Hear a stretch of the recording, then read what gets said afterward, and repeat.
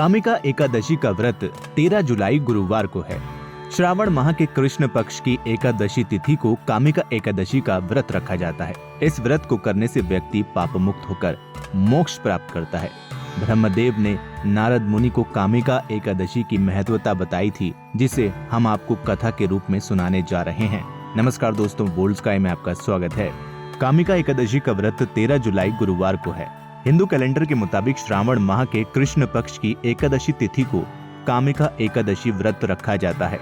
इस व्रत को करने से व्यक्ति पाप मुक्त होकर मोक्ष प्राप्त करता है।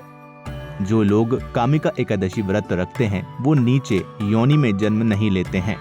एक बार धर्मराज युधिष्ठिर ने भगवान श्री कृष्ण से श्रावण कृष्ण एकादशी व्रत की विधि और महिमा के बारे में जानना चाहा।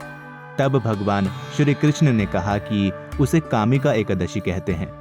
ब्रह्मदेव ने नारद मुनि को कामिका एकादशी की महत्ता बताई थी, जिसकी कथा कुछ इस प्रकार है। एक समय की बात है, एक गांव में ठाकुर था। वो बहुत ही क्रोधी स्वभाव का था, यानी उसे बहुत जल्दी गुस्सा आ जाता था। एक दिन उसका एक ब्राह्मण से झगड़ा हो गया। उस दौरान उसने ब्राह्मण की हत्या कर दी।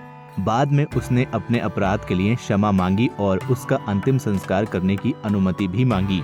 लेकिन उस गांव के ब्राह्मणों ने उसे अंतिम संस्कार में शामिल होने से मना कर दिया और उस ठाकुर पर ब्रह्म हत्या का दोष लग गया। ब्राह्मणों ने उस ठाकुर के घर भोजन करने से इनकार कर दिया। उसके किसी भी मांगलिक कार्य में ब्राह्मण नहीं जाते थे। समय बीतता गया। एक दिन उसे एक मुनि मिले। उस ठाकुर ने अपने मन की व्यथा उनसे कही और पूरी घटना को सच सच बताया। फिर उसने मुनि से पूछा कि ब्रह्म हत्या का पाप कैसे दूर होगा।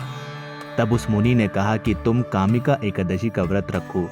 ये व्रत श्रावण मास के कृष्ण पक्ष की एकादशी को किया जाता है। मुनि ने ठाकुर को कामिका एकादशी व्रत की विधि और महत्व को विस्तार से बताया। मुनि के बताए अनुसार उस ठाकुर ने कामिका एकादशी का व्रत रखा और भगवान विष्णु का पूजन किया। रात्रि के समय वो भगवान विष्णु की मूर्ति के पास शयन कर रहा था। तभी सपने में उसे श्री हरि के दर्शन हुए।